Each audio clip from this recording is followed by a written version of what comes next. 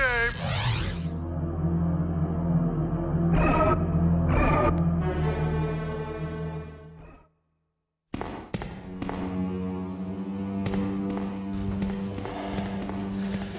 Resident Evil, it's the granddaddy of all survival horror games. And it's been scaring the pants off us for 16 years. Ah, Resident Evil. It's just fun to say. Resident Evil.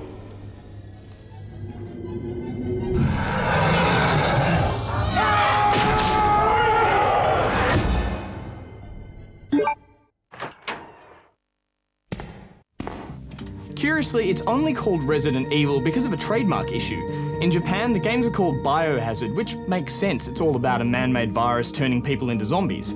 Capcom couldn't trademark Biohazard, so they needed a new name. The game's set in a mansion, thus we got Resident Evil. Investigate if you hear any gunfire. The original game introduced many of the staples we now take for granted.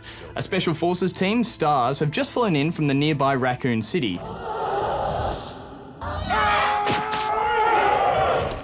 We're guessing something's lost in translation here, and raccoons are really scary in Japan. The Umbrella Corporation are behind a T-virus outbreak, and it's up to you to save the world by shooting zombies. Lots and lots of zombies. Today, Resident Evil may look as old as the antiques in the mansion, but back in 1996, it was one of the most atmospheric games ever made. Its pre-rendered backgrounds and fixed camera angles delivered seriously cinematic gaming, and it kept you in a constant state of panic. Ammo was limited, meaning you weren't often able to defeat enemies, so you just had to run for your life.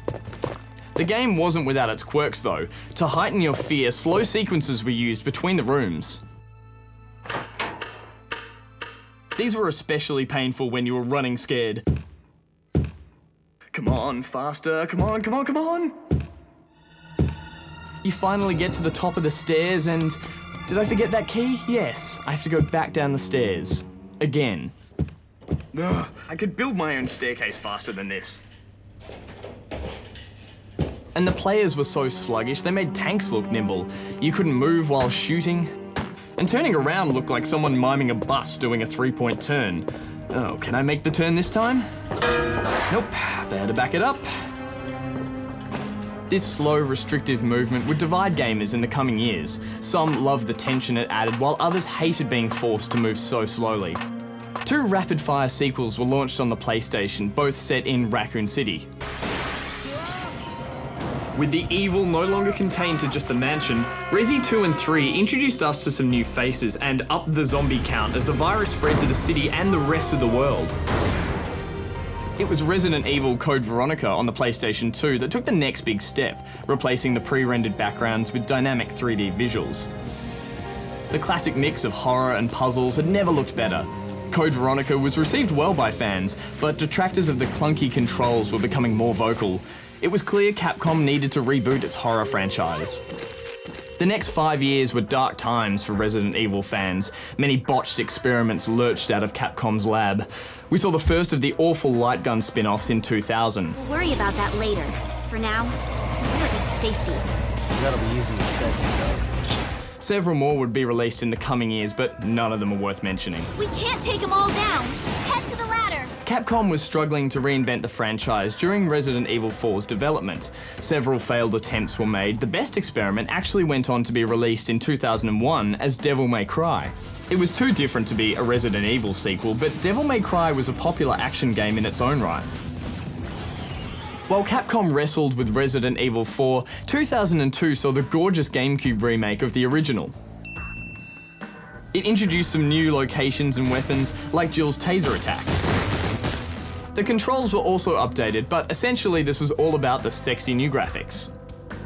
The blocky PlayStation graphics were updated with cutting-edge detail.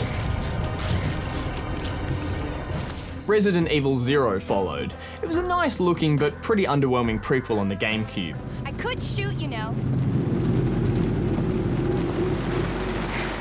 And then in 2004, the worst Resident Evil experiment was unleashed. Outbreak was a cooperative online multiplayer spin on the formula. What? Oh my god. But here's the rub, online wasn't supported in the Australian version. Massive fail.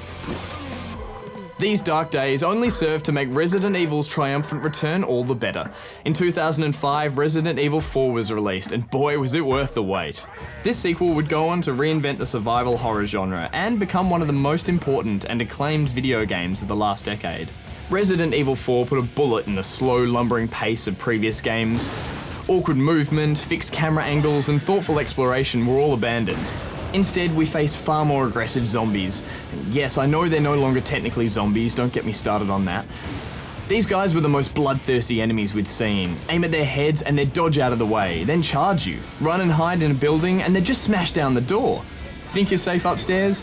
Wrong, they've smashed a ladder through the window and are about to eat your brains. And the death sequences, so brutal. Oh, one of the zombies has gotten me, I'll be okay. Wrong, he just chainsawed your head right off. The sublimely executed action would go on to inspire many future games to adopt its style. To this date, Resident Evil 4 is considered by many the best game in the franchise. Where's everyone going? Bingo? Not a lot happened in Resident Evil land over the next couple of years. There was another remake of the original in 2006 on the Nintendo DS, and there were a couple of Wii Light Gun games released, but both of these were loaded with blanks. Fast forward to 2009 and Resident Evil 5 arrived.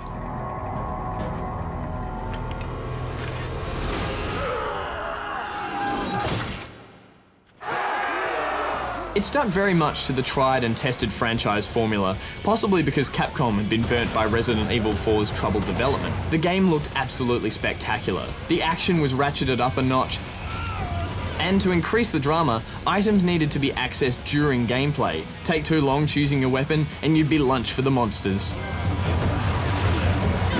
The introduction of an AI partner seemed to do more damage than good.